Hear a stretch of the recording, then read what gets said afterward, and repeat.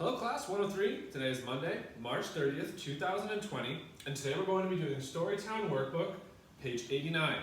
So, if you could take out your Storytown workbooks, let's get started. Okay.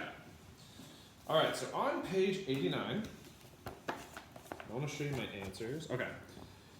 Read the passage, then fill in the chart to tell about the author's purpose. So, art class. The page is white, Tina cried. I just drew a picture of a goat on it. Now it's gone. Suddenly, Tina heard something say, "Bah!" behind her. It was a real goat. The one she had drawn. It was eating crayons on the teacher's desk. So, what kind of writing is art class? So, we just read that there are two kinds of writing. We all know that. There is fiction and non-fiction. Now, fiction means it's not real, it's fantasy, it's not real life, it's made up. Non-fiction is real things, like documentaries or educational stuff. So, was the story about the goat, was that fiction or non-fiction?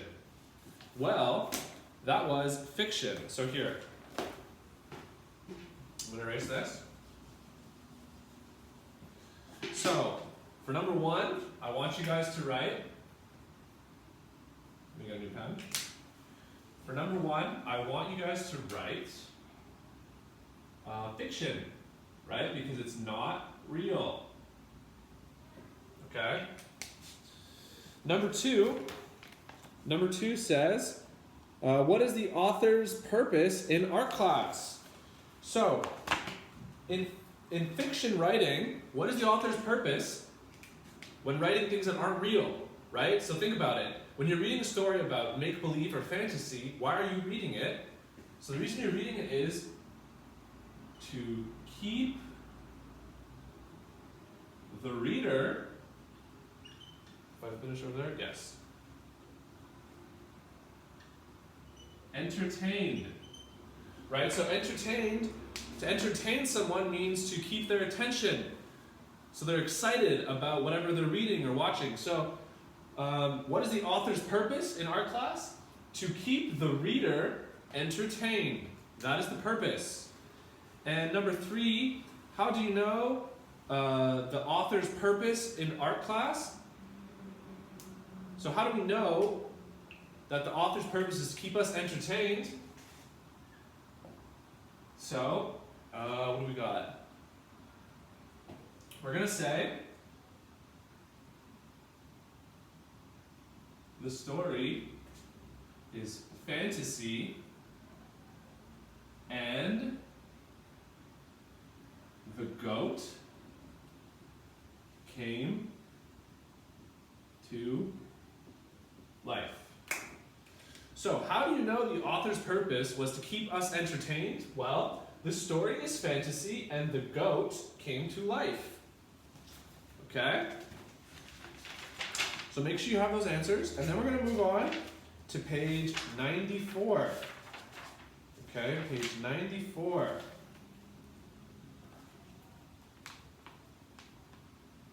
Okay, so on page 94, write each sentence, make the plural noun in parentheses show ownership. Make the plural noun in parentheses show ownership. So what we have to do is we have to show this word, right, lions, that's in parentheses. We have to show that it owns the den, okay? So, we have to write, make sure you have this, I'm going to erase, okay? So number one,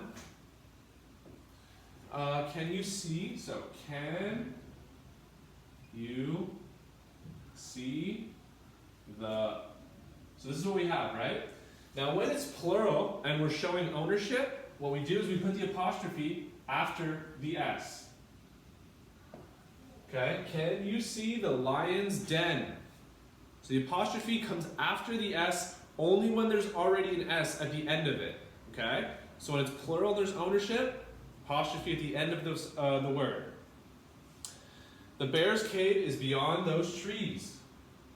So again, the bear's cave is beyond those trees.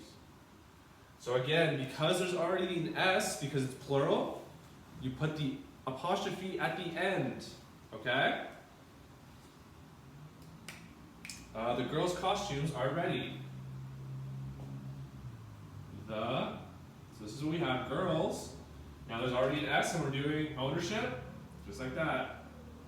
The girls' costumes are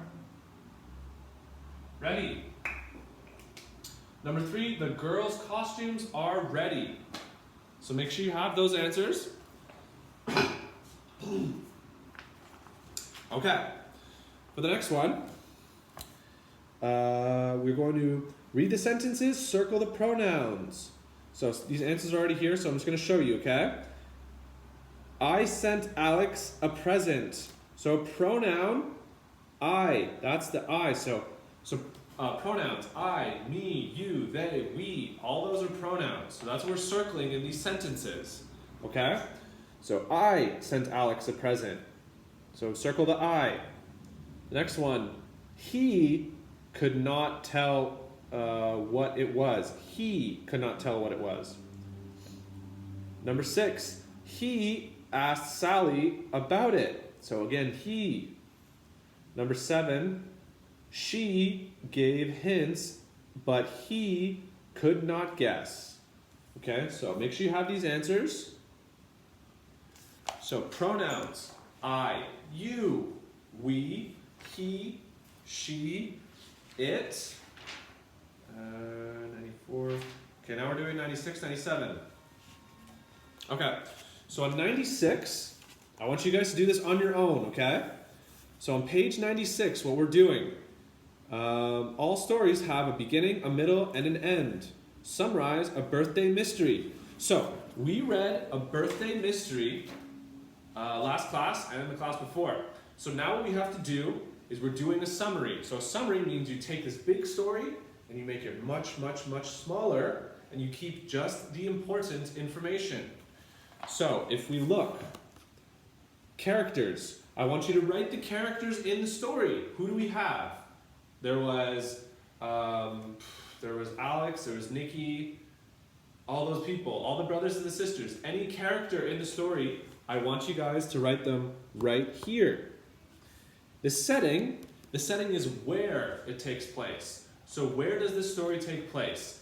In someone's house, in someone's backyard, anywhere? You have to tell me where the story takes place, okay? Now, beginning. At the beginning of the story, what do we see? What is happening? Okay, so we have Alex, I believe, right? Who's trying to guess his birthday present. That is your beginning. Alex's birthday is coming up and he is trying to guess his present. So that's the beginning. So one more time. Alex's birthday is coming up and he is trying to guess his present. Okay?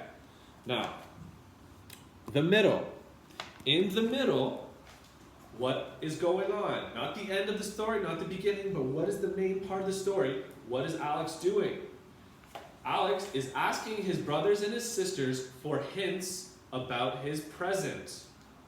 Okay? That's what's in the middle. He is asking for hints about his present. That's the middle. And then in the ending, what happens at the end of the story? Does Alex guess his gift? Is he right about his gift? What was his gift? So I want you guys to write all that, fill this in. At the end, what happens? What did he do? What did he get? Was he correct? So make sure you write that in the end, okay? So pause the video if you have to while you do that. And then we're gonna go to page 97. So on page 97, we have a topic and brainstorm. So today's topic that I want you guys to write about, since we're talking about birthday presents, we're going to stay with that. So we have birthday present. So that's the main topic. Now let's brainstorm. So we can say, we'll say actually make your favorite birthday present that you ever got. So I want to know what it was, who gave it to you, when did you get it, how old, what it was, who gave it to you, when did you get it, and do you still use it? So for the brainstorming aspect, these are good questions that you can answer in your little paragraph. What was your favorite birthday present? Who gave you your favorite birthday present? When did you get it? At what age? And do you still use it? Okay, do you still use this favorite birthday present? Okay, so fill that in on page 97 and then send it back and we'll correct it. And that is our lesson today, guys. If you have any questions, call or email, we can help you. And I will see you guys tomorrow. Have a good day, guys.